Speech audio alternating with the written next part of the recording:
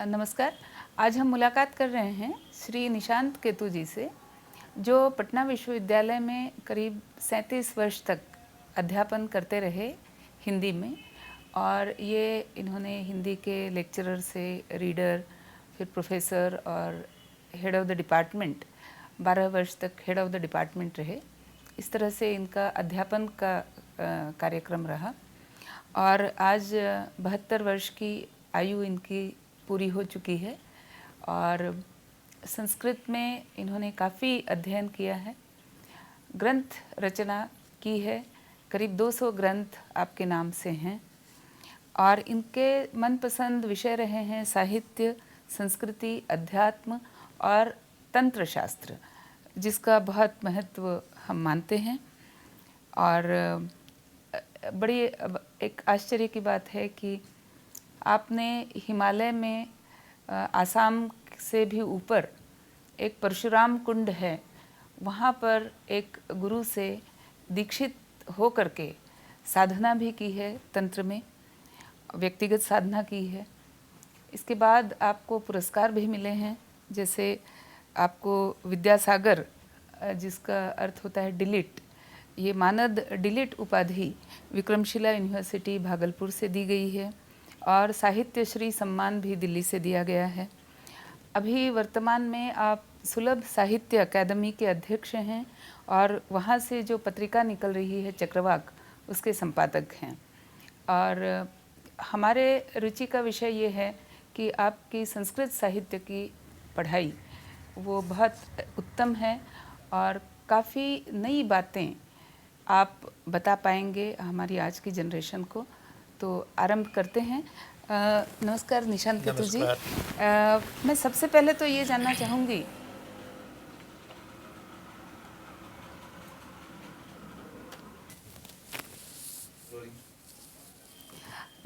नमस्कार निशांत केतु जी। नमस्कार। हम सबसे पहले तो आपसे जानना चाहेंगे कि संस्कृत भाषा, जो कि अपनी आंतरिक शक्ति के कारण आज सदियों से बल्कि हजारों वर्षों से इसकी परंपरा हमारे देश में चली आ रही है, लेकिन पिछले 100-200 वर्षों में ऐसा लगता है कि इसकी परंपरा काफ़ी अधिक खंडित हुई है और इसमें काफ़ी एक उतार सा आ गया है। और अब पिछले 5-10-15 वर्षों में हम देखते हैं कि ये फिर से इसने अपनी चढ़ाई की तरफ शुरू की है। तो ये इस पड़ाव पे आकर के आप क्या समझते हैं कि संस्कृत हमारे लिए क्यों महत्वपूर्ण है? यह बहुत ही समसामयिक प्रश्न है और इस पर विचार पुनर्विचार होना चाहिए, व्यक्तिगत रूप से, सामाजिक रूप से, सांस्कृतिक रूप से। मेरी दृष्टि में संस्कृत संस्कार की भाषा है और मनुष्य जहाँ है वहाँ से अगर दिव्यता को प्राप्त करना चाहता है तो संस्कार के बिना नहीं संभव है। और संस्कृत का संपूर्ण वांग्मय संस्कार की भाषा के रूप में है, इसलिए विश्व की इसे हम सर्वोत्तम भाषा मानते हैं। विश्व की शेष भाषाएं उपयोगिता की भाषाएं हैं, जिसमें हमारा काम चलता है दैनंदिन, लेकिन यह काम चलाने के अतिरिक्त अध्यात्म की भाषा है, संस्कार की भाषा है, दिव्यता तक आरोहण की भाषा है। अभी आपने देखा होगा 2002 ईस्वी में राष्ट्रसंघ की ओर से गणना हुई थी, उसके आधार पर संसार में अभी 6101 भाषाएं हैं और 400 लिपियां हैं। इन 6101 भाषाओं में संस्कृत को सर्वोत्तम भाषा की संज्ञा दी गई है और भाषा विज्ञानियों ने इसे स्पष्टतापूर्वक स्वीकार किया है। यह हिंदी की, यह संस्कृत की अपनी अंतः प्रज्ञा और तर्क प्रज्ञा है, अध्यात्म शक्ति है, भाषागत दिव्यता है और एक विस्तरणशीलता है, जिसे हम बृंगनशीलता कहते हैं। एक ऐसी ऊर्जा, शोभा, शक्ति और संपदा सांस्कृतिक धरोहर के रूप में, रिक्त के रूप में, कि जिसको प्रायः आज हम भुला चुके हैं।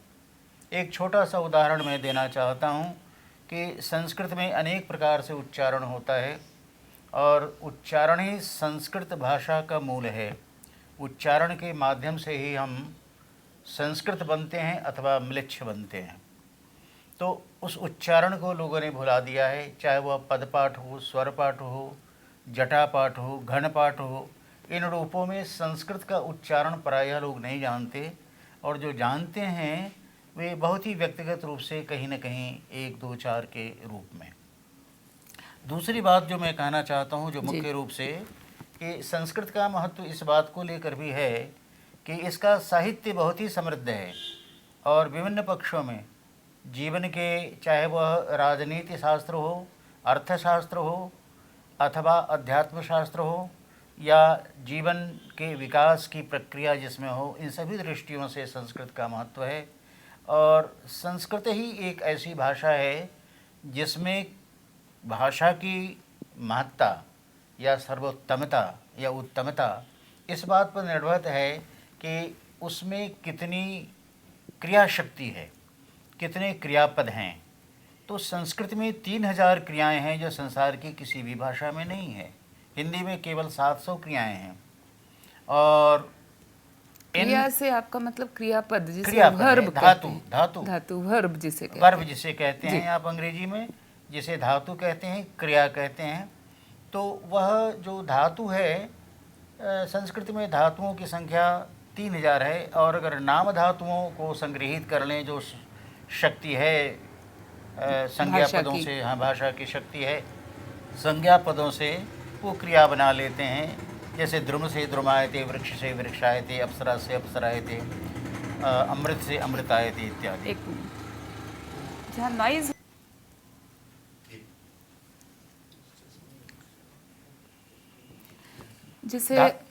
जिसे कि वर्ब्स जिसे कहते हैं, वर्ब जिसे कहते हैं अंग्रेजी में, तो जिसे हम धातु भी कहते हैं, संस्कृत में क्रिया भी कहते हैं। तो ये जो क्रियाएं हैं, धातुएं हैं, संस्कृत में संसार की सभी भाषाओं में सर्वाधिक है। 3000 धातुएं हैं, 3000 क्रियाएं हैं।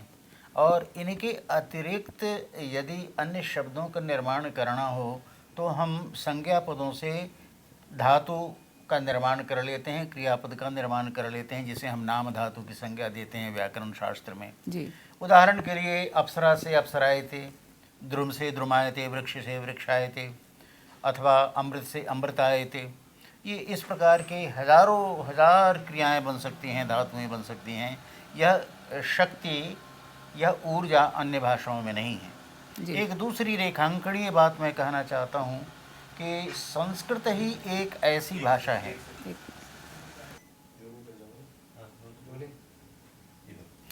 दूसरी महत्वपूर्ण बात मैं यह कहना चाहता हूँ संस्कृत के संबंध में कि संसार में संस्कृत ही एक ऐसी भाषा है जिससे एक धातु से सामान्यतः 1,20,000 शब्दों को बना सकते हैं।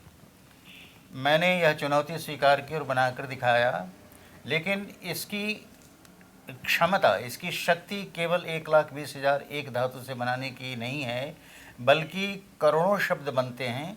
यहाँ तक कि एक धातु से 29 करोड़ 70 लाख शब्दों के बनाने की घोषणा मैंने की है। और इसके कारण हैं, एक धातु को अगर हम 10 लकारों में डालते हैं, 3 वचनों में डालते हैं, 3 लिंगों में डालते हैं, तो और 22 उपसर्गों में डालते हैं और 500 प्रत्ययों में डालते हैं, तो सबका गुणनफल अगर बनाएंगे आप तो ये 29 करोड़ 70 लाख शब्द बनते हैं।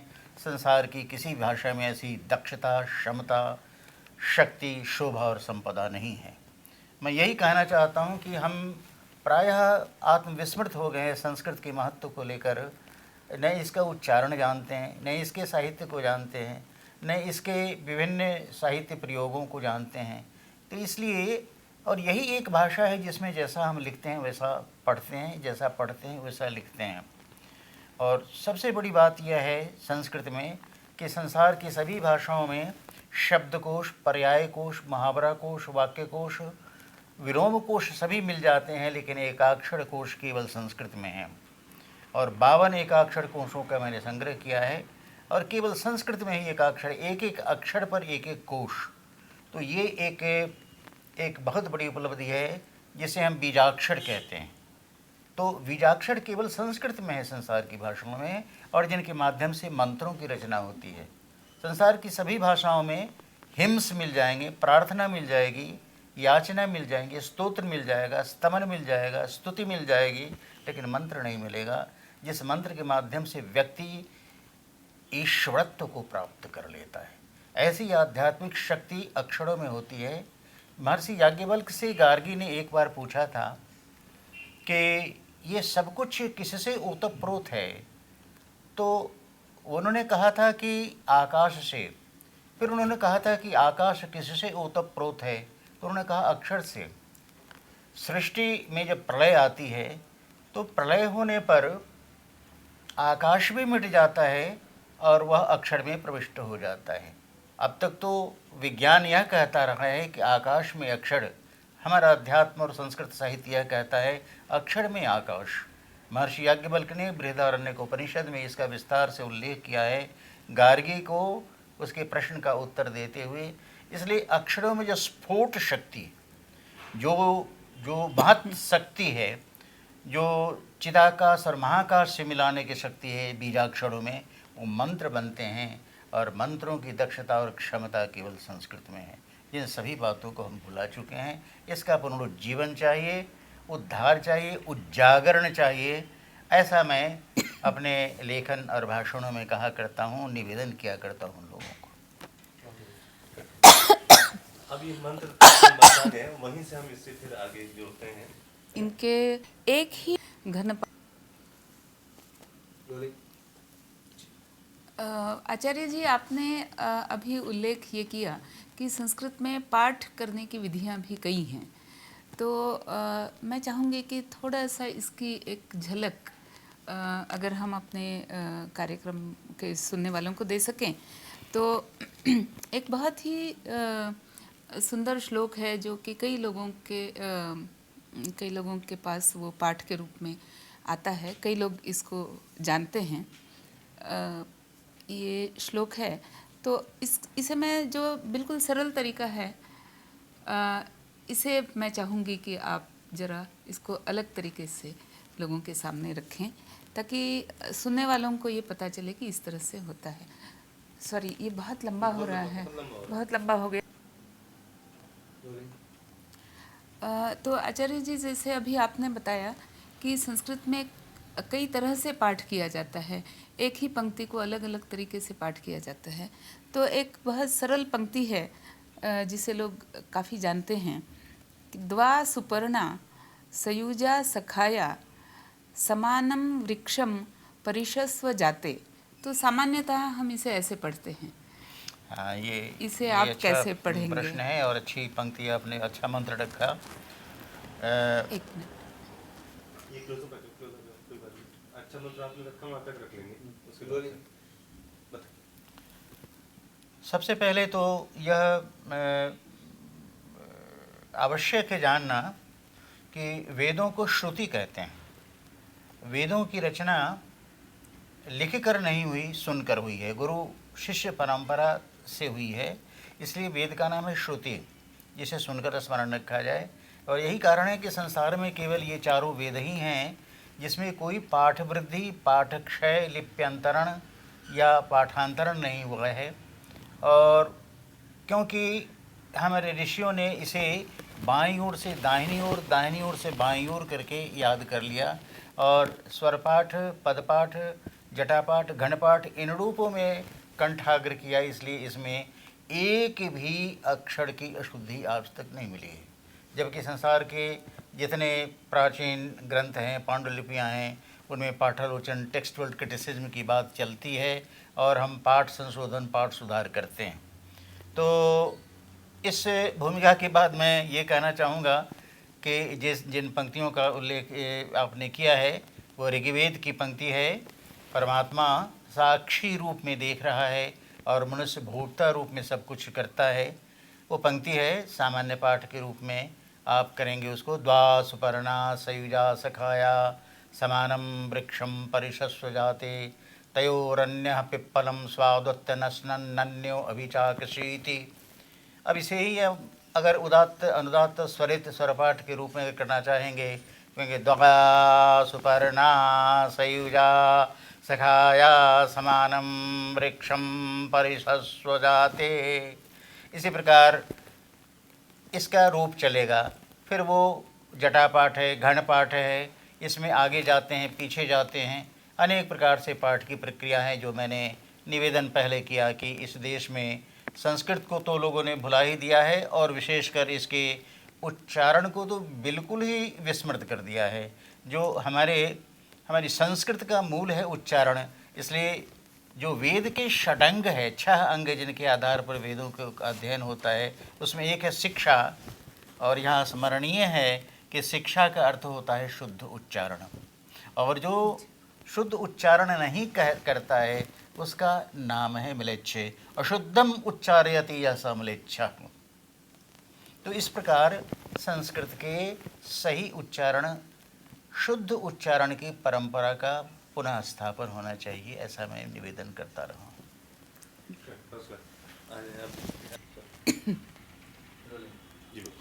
आचार्य जी, आपने अभी बात कही कि संस्कृत में उच्चारण और संस्कृत में बीज मंत्र होते हैं, तो संस्कृत में ही जिन्हें महावाक्य कहा जाता है, इनके विषय में आप थोड़ा सा बताएं। यह भी बहुत ही अच्छा प्रश्न है और मुझे बड़ी प्रसन्नता है कि आपने महावाक्य पर प्रश्न किया। यह भूला बिसरा वाक्य हो गया है इस देश के लिए, जैसे 4 ही वाक्य हैं जिन्हें महावाक्य कहते हैं। चारों वेद के एक एक वाक्य को महावाक्य कहा गया है, और वेदों की जिसका विभाजन वेदों का किया महर्षि व्यास ने 4 खंडों में किया, और 4 शिष्यों को नियुक्त कर इसका संपादन 4 खंडों में किया। ऋग्वेद, यजुर्वेद, सामवेद तथा अथर्ववेद। इन चारों वेदों में ऋग्वेद का महावाक्य है प्रज्ञानम ब्रह्मा।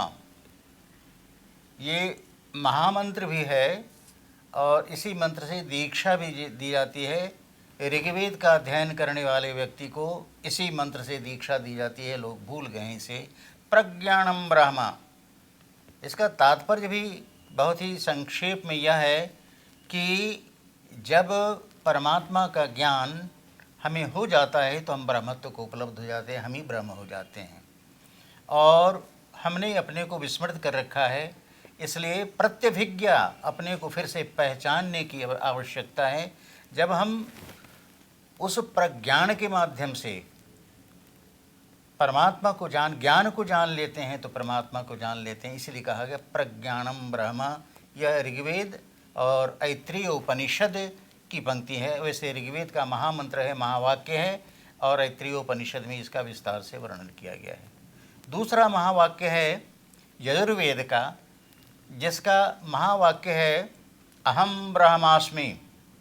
कभी कभी मैं कहा करता हूँ कि संसार की सभी भाषाओं में, 6141 भाषाओं में इससे बड़ी पंक्ति नहीं है। अगर कोई पूछे कि सबसे बड़ी पंक्ति क्या है तो मैं यही कहूँगा कि अहम ब्रह्मास्मि, मैं ही ब्रह्म हूँ। इससे बड़ी शक्ति, इससे बड़ी ऊर्जा, इससे बड़ा आत्मविश्वास, इससे बड़ा पुरुषार्थ, इससे बड़ा सर्वात्मीकरण, सर्वेश्वरता, सर्वैश्वर्य, सर्व सौंदर्य और क्या हो सकता है, जिसमें व्यक्ति यह घोषणा करता है कि हम ब्रह्मास्मि। ये इसका उल्लेख यजुर्वेद में किया गया है और इसका विस्तृत विश्लेषण बृहदारण्यकोपनिषद में महर्षि याज्ञवल्क्य ने किया है। तो यह वाक्य है, यह महावाक्य हुआ अहम ब्रह्मास्मि, मैं ही ब्रह्म हूँ। और तीसरा महावाक्य सामवेद का है, जिसमें कहा गया है तत्त्वमसि, तत्त्वमसि, तुम वही ब्रह्म हो जिस ब्रह्म की उपासना कर रहे हो। तुम किसकी उपासना करो? तुम ही तो वह ब्रह्म हो। तत्त्वमसि, तत्त्वमसि, तुम ही वह ब्रह्म हो। इसका यह महावाक्य महामंत्र है। इस मंत्र से सामवेद की दीक्षा दी जाती है और इसका विस्तृत उल्लेख छांदोग्योपनिषद में किया गया है। और चौथा महावाक्य है अयमात्मा ब्रह्मा। यह अथर्ववेद का महामंत्र है और इसका विस्तृत विश्लेषण मांडुक्योपनिषद में किया गया है। तो अयमात्मा ब्रह्म, ब्रह्म कोई बाहर नहीं है, मैं ही ब्रह्म हूँ।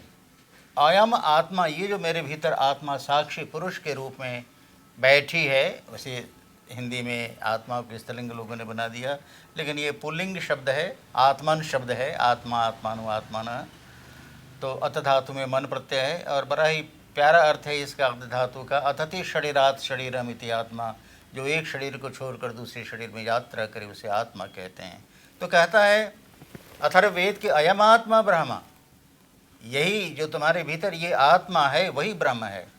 इसलिए इसी को शंकराचार्य ने कहा कि ब्रह्म सत्यम जगन मिथ्या जीवो ब्रह्मैव नापरः, जीव ही ब्रह्म है, न अपरः, दूसरा नहीं है। कहीं बाहर भटकने की आवश्यकता नहीं है, सिर्फ अपने को पहचान लेना है। ये 4 महावाक्य हमारे जीवन के ऐसे सूत्र हैं जो हमें इस भौतिक जगत से उत्थान कराकर दिव्यता तक पहुंचाने वाले वाक्य हैं। बढ़िया। आचार्य जी, संस्कृत में जो एक बहुत, जिसको कहते हैं कि बहुत ही ऊर्जाशाली मंत्र है, वो माना जाता है गायत्री मंत्र। और ऐसा माना जाता है कि गायत्री मंत्र के जप से विश्वामित्र को वह शक्ति प्राप्त हुई कि वो प्रति ब्रह्मा के समान दूसरी सृष्टि बनाने की क्षमता उनमें आ गई। तो इस गायत्री मंत्र के बाबत थोड़ा सा आप हमें बताएं। यह भी उत्तम प्रश्न है। और गायत्री मंत्र विश्वामित्र पर अवतरित हुआ था जी। उन्होंने रचना नहीं की थी, अवतरित हुआ था। इसलिए कहा गया है हमारे यहाँ कि ऋषया मंत्र द्रष्टारः। यह नहीं कहा गया कि ऋषया मंत्र सृष्टारः। उन्होंने मंत्रों की रचना नहीं की, मंत्र उन पर अवतरित हुए जी। जिसे उर्दू में नाजिल होना कहते हैं। मोहम्मद साहब पर जिस प्रकार कुरान शरीफ नाजिल हुआ था, तो उसी प्रकार ऋषियों पर मंत्र अवतरित हुए हैं, इसलिए उन्हें ऋषिया मंत्र द्रष्टारः कहा गया है। विश्वामित्र पर यह मंत्र गायत्री मंत्र अवतरित हुआ था और इस मंत्र की शक्ति के माध्यम से उन्होंने समानांतर सृष्टि की रचना का समारंभ किया था। और यह भी देखें कि विश्वामित्र गायत्री के ऋषि हैं, सविता देवता हैं, गायत्री छंद हैं, ये सब तो सबको जानकारी है, ज्ञान है इसका। तो गायत्री जिन महर्षि विश्वामित्र पर अवतरित हुई है, उन्हीं विश्वामित्र के आधार पर इस देश की वंश परंपरा चल रही है। क्योंकि इस देश का नाम है भारत और भरत शकुंतला के पुत्र थे और शकुंतला मेनका की पुत्री थी विश्वामित्र के माध्यम से जी। तो इस देश की पूरी वंश परंपरा भी चल रही है विश्वामित्र के कारण। और विश्वामित्र क्षत्रिय से ब्राह्मणत्व को प्राप्त करते हैं। यह पृथ्वी के प्रांगण में एक विकास यात्रा है इसके प्रतीक के रूप में। और जो मंत्रों के बीच, समस्त मंत्रों के बीच जो मंत्र सम्राज्ञी मंत्र सम्राट कहा जाता है, वह है गायत्री मंत्र। और गायत्री मंत्र साम्राज्ञी मानी जाती है और गायत्री मंत्र मंत्र सम्राट माना जाता है जी। तो यहाँ थोड़ा सा गायत्री के अर्थ को लेकर मैं चिंतित हुआ करता हूँ। अनेक सभाओं में या विद्वानों के निकट जाने पर या बड़े बड़े लोगों ने गायत्री पर जो कार्य किए हैं उसके मूलार्थ को नहीं समझते। मैंने इस पर थोड़ा शोध कार्य किया है और इसका संक्षेप में स्पष्टीकरण करना चाहूँगा। तो मूल गायत्री में 24 अक्षर हैं और मूल गायत्री है तत्सवितुर्वरेण्यं भर्गो देवस्य धीमहि धियो यो न प्रचोदयात्। ये त्रिपाद गायत्री है। गायत्री को देवी कहा गया है और गायत्री के 10 मुख हैं, गायत्री के 5 मुख हैं, 10 भुजाएँ हैं और त्रिपाद हैं, 3 चरण हैं उनके। लेकिन अथर्ववेद में चतुर्थ पाद भी मिलता है, उसको लोगों ने छोड़ दिया और इसका कोई कारण स्पष्ट मुझे मालूम नहीं पड़ रहा है क्यों छोड़ दिया। मैंने इसका अनुसंधान किया है और शंकराचार्य ने तिब्बत और नेपाल में जो एक पांडुलिपि मिली है उस पर उसका उद्धार किया है विद्यारण्य जी महाराज ने। और 20वीं शताब्दी के अंतिम दशकों में उन्होंने 2 ग्रंथों की रचना की, यति दंडैश्वर्य विधानम तथा गायत्री, और जिसमें शंकराचार्य का उल्लेख किया और कहा कि उन्होंने चतुर्थ गायत्री पर भी अनुसंधान किया है। तो सबसे पहले जो ओम भूर्भुवः स्वः इसका पाठ किया जाता है, ये गायत्री का अंश नहीं, गायत्री का अंश संयुक्त किया गया है, ये मैं बताना चाहता हूँ। और इन्हें व्याहृति कहते हैं। व्याहृति का अर्थ है आहरण करना, कहीं से ले आना। तो भूः भुवः स्वः ये 3 अक्षर ऋग्वेद, यजुर्वेद, सामवेद से लिए गए हैं, इसलिए इन्हें व्याहृति कहते हैं। ऋग्वेद से भूः, यजुर्वेद से भुवः, सामवेद से स्वः, उन तीनों स्थानों से इन 3 अक्षरों को लिया गया आरंभ में। इसलिए जब गायत्री का पाठ हम इसके साथ करते हैं तो कहते हैं व्याहृति सहित गायत्री पाठ। और आरंभ में ओम लगाते हैं तो ओंकार सहित व्याहृति सहित त्रिपाद गायत्री। तो प्रथम पाद जो है उसका अर्थ है, अर्थ समझने की आवश्यकता है गायत्री में कि यह केवल सूर्योपासना नहीं है। महर्षि याज्ञवल्क्य ने तो यहाँ तक कहा है, उनका उल्लेख मिलता है, प्रामाणिक उल्लेख है, महर्षि याज्ञवल्क्य ने कहा है कि ब्रह्मा ने, राम ने और कृष्ण ने, इन तीनों ने कार्य की दक्षता और शक्ति प्राप्त की थी गायत्री का पाठ करके। और स्वयं महर्षि याज्ञवल्क्य से जब उनके गुरु महर्षि वैशंपायन ने सारे ज्ञान को वमित करा लिया, छीन लिया था, तो उन्होंने सूर्योपासना की थी गंगा के तट पर और सूर्य प्रकट हुए थे वहाँ। तो उन्होंने कहा था कि देखो सृष्टि के संचालन में हम बहुत देर तक यहाँ नहीं रह सकते, तुमको यजुर्वेद सिखाने के लिए जो तुम्हारे गुरु ने वापस ले लिया है, वमित करा दिया है, तुम मेरे साथ समानांतर चलो। तो उन्होंने एक ऐसा रथ बनाया, चैरियट बनाया और तपस्या की और ऊपर चले गए और सूर्य के समानांतर घूमते रहे और यजुर्वेद का मंत्र उनसे प्राप्त किया, इसलिए सूर्य उनके गुरु बने।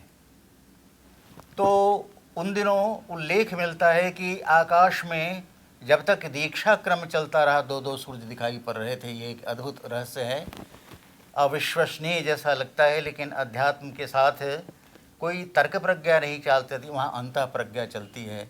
इसलिए कहा भी जाता है, अंग्रेजी में है कि science has proof but no certainty, religion has certainty but no proof.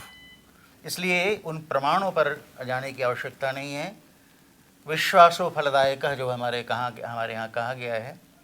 तो उन्होंने यह भी कहा कि जिनका कोई गुरु नहीं है वह सूर्य को गुरु बना सकता है और वह दीक्षित माना जाएगा अगर सूर्य को गुरु बना लेता है। तो 33 कोटि देवताओं में केवल सूर्य ही एक प्रत्यक्ष देवता हैं और साक्षी देवता हैं। इसलिए सूर्य को गुरु बनाकर महर्षि याज्ञवल्क्य ने उपासना की और वो घोषणा करते हैं कि गायत्री के पाठ से सब कुछ संभव है। इधर शंकराचार्य ने जो गायत्री पर चतुर्थपाद का आविष्कार किया, आविष्कार नहीं अनुसंधान किया, वो पहले से विद्यमान था, उसको अनुसंधान करके उपस्थित कर दिया और जोड़ दिया। उसके संबंध में आने के पहले मैं गायत्री के तीनों पाद के संबंध में थोड़ी बातें बताना चाहूँगा। प्रथम पाद है तत्सवितुर्वरेण्यम। तो इसमें सविता का सवितुः बन गया है, सविता का माने सूर्य का, ये पुल्लिंग शब्द है। तत् परमात्मा को कहते हैं, वह सूर्य के माध्यम से, सूर्य के द्वारा भी जो वरेण्य है, वरणीय है, उपासनीय है, धारणीय है, उसको वरेण्य कहते हैं। तत्सवितुर्वरेण्यम, सूर्य के द्वारा भी, ये सूर्योपासना नहीं, सूर्य के माध्यम से कहीं और दूर हम जा रहे हैं। तत्सवितुर्वरेण्यम, ये प्रथम पाद जिसको जी, ज्ञान कांड कहते हैं। जी एक आपको मैं मतलब थोड़ा सा बीच में रोक करके हाँ, पूछना बोलिए। चाहूँगी। तो इसका तत्सवितुर्वरेण्यम का जो लोग अर्थ लगाते हैं कि सूर्य की उपासना से, लेकिन आप बता रहे हैं कि तत्सवितुर्वरेण्यम का अर्थ हुआ वह परमात्मा जिसकी सूर्य भी उपासना करते हैं। हाँ, इसलिए वो परमात्मा नहीं, एक दूसरा शब्द आएगा जो परमात्मा वाचक है जी लेकिन वो सूर्य भी जिसकी उपासना करता है, क्योंकि सूर्य तो एक पदार्थ निर्मित है, सूर्य तो नष्ट होगा। ऐसे सूर्य लाखों नष्ट हो चुके हैं, फिर होंगे, फिर बनेंगे, फिर नष्ट होंगे। तो जिसमें वस्तुबद्धता हो उसमें शाश्वतता नहीं आती, चिरंतनता, सनातनता नहीं आती है। वह तो जातस्य ही ध्रुवो मृत्यु, जो सूर्य उत्पन्न हुआ है यह भी नष्ट होगा, तो फिर हम इसकी उपासना क्यों करें, नाशवान की उपासना क्यों करें। इसलिए यह सूर्य जिसकी उपासना कर रहा है, सबतुह के लिए, सविता के लिए भी जो वरेण्य है, ये प्रथम पाद जिसको ज्ञानकांड कहते हैं, ये ज्ञान होना आवश्यक है, इसलिए ज्ञानकांड कहा जाता है इसको। द्वितीय पाद है भर्गो देवस्य धीमहि। ये जो द्वितीय चरण, द्वितीय पाद कहा गया है गायत्री का, इसमें कहा गया है, मूल शब्द है गायत्री का भर्ग। भर्ग का अर्थ होता है प्रकाश। वह प्रकाश पुंज, कांति, दीप्ति, दीप्ति स्रोत, कांति स्रोत, प्रकाश स्रोत, आत्म प्रकाश, परमात्म प्रकाश, उसको भर्ग कहते हैं। तो वह भर्ग ही उपासनीय है सूर्य के द्वारा भी, सविता के द्वारा भी, वरण्य है, वरणीय है, भर्ग ही वरण्य है। तो भर्ग छूट गया, सविता प्रमुख हो गया, सूर्य प्रमुख हो गया। लेकिन सूर्य भी जिस भर्ग की उपासना करता है, भर्गो धीमहि, हम उस भर्ग का ध्यान करते हैं।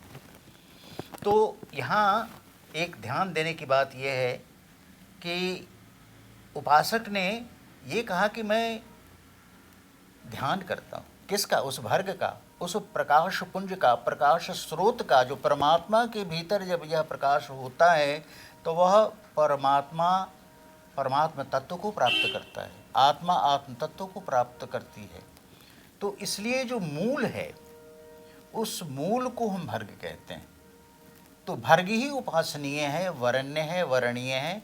भर्गो देवस्य, और देव का अर्थ है देवता नहीं, जो स्वयं प्रकाशमान है, उसको दिव धातु से देव बना है, जिसमें प्रकाश हो उसे देव कहते हैं। अगर मनुष्य भी प्रकाशित हो जाए भीतर से आत्मा को लेकर, तो वह देवत्व को धारण कर सकता है।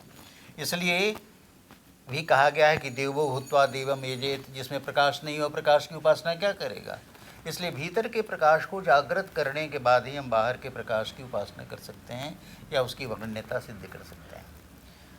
तो भर्गो देवस्य धीमहि, जो देवताओं के द्वारा भी, सूर्य के द्वारा भी उपासनीय वरणीय है वह भर्ग, हम उसका ध्यान करते हैं। यानी अंतर्मुखी, अंतः प्रज्ञा के माध्यम से अंतर ज्योति को जलाते हैं, क्योंकि सूर्य की ज्योति फिर भी बाहर की ज्योति है और उससे हमें सनातनता नहीं मिलेगी, शाश्वतता नहीं मिलेगी, अमरता की प्राप्ति नहीं होगी। इसलिए ये दूसरा पाद कर्म कांड है, कर्म योग है, और तीसरा पाद भक्ति योग है। तीसरा पाद है, एक मिनट, आप आवाज अगर जा रही, आप आवाज जी बताइए। गायत्री का तृतीय पाद है धियो यो नः प्रचोदयात्। यह भक्ति योग है। ज्ञान योग और कर्म योग का उल्लेख हो चुका दोनों चरणों में, दोनों पादों में। तृतीय पाद में भक्ति योग है, जिसमें कहा गया है धियो यो नः प्रचोदयात्। हे भर्ग, हे प्रकाश पुंज, हे प्रकाश मूल स्रोत, तुम मेरी बुद्धि को सतपथ पर ले चलो। ये प्रार्थना बहुत बड़ी प्रार्थना है और समझने की आवश्यकता है कि याचना नहीं की गई है कि तुम मुझे घर दे दो, फ्रिज दे दो, मकान दे दो, टीवी दे दो, पैसे दे दो, धन संपत्ति दे दो, ज़मीन दे दो, या इस प्रकार की जितनी चीज़ें हैं उसको वस्तु रूप में नहीं मांगकर कहा गया है कि मेरी बुद्धि को विकसित सतपथ पर ले चलो। यहाँ मैं यह कहना चाहूँगा, एक संदर्भोल्लेख के तैत्तिरीयोपनिषद में एक प्रार्थना, एक मंत्र है जिसमें कहा गया है कि सामेन्द्रो मेधया स्पृणोतु ततो मे श्रीमावह।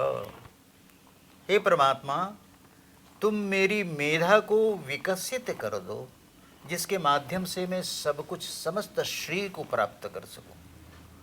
श्री यहाँ श्लेष शब्द है, इसके अनेक अर्थ होते हैं। सब कुछ प्राप्त, जो भी प्राप्तव्य है उसे प्राप्त कर लूँ। और परमात्मा को प्रजापति कहा गया है। परमात्मा को आनंद मिलता है सृष्टि की संरचना करने में।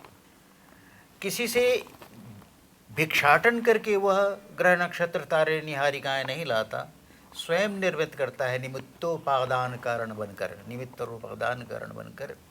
उसी प्रकार यहाँ कहा गया है तैत्तिरीयोपनिषद में कि तुम मेरी मेधा को विकसित करो, जिसके माध्यम से मैं सब कुछ प्राप्त करूँ, मैं स्वयं प्रजापति बनूँ। गायत्री में भी प्रजापति भाव है, कहा गया है कि मैं ही सब कुछ करूँ, जो मुझे प्राप्तव्य गंतव्य है उसको मैं प्राप्त करूँ प्रजापति बनकर, जिस प्रकार परमात्मा करता है। तुम सिर्फ केवल मेरी बुद्धि को, धी माने बुद्धि, बुद्धि को विकसित कर दो, करूँ मैं स्वयं। तो इसलिए प्रार्थना की यह पराकाष्ठा है, ये याचना नहीं है। मैं ये रेखांकित करना चाहता हूँ कि यह याचना नहीं है, ये प्रार्थना है जिसमें यह कहा कि मैं ही प्राप्त करूँ। और यहाँ जिसको मेधा कहा गया है तैत्तिरीय उपनिषद में, उस मेधा के 3 अंश होते हैं। एक है अतीत से प्राप्त, जिसे हम स्मृति कहते हैं, वर्तमान से प्राप्त जिसे हम मति कहते हैं, और भविष्य की ओर उन्मुखीन जिसे हम प्रज्ञा कहते हैं।